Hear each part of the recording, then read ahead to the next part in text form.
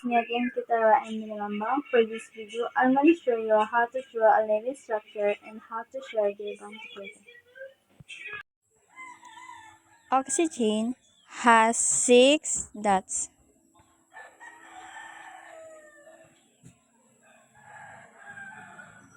and hydrogen has 1 dot and beryllium has 2 dots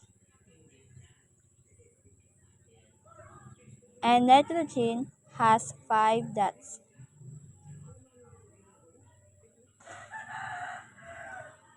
Now let's go to sharing bonds together.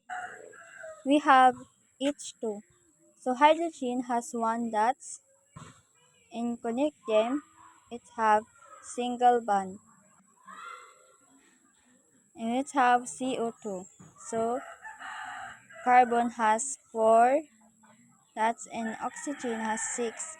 So carbon is in the middle because she's the only one. And we have a double bond.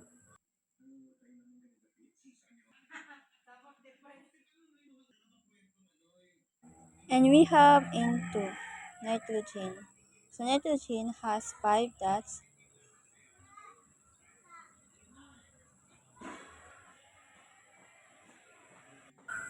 These are triple bond because these are 6 dots.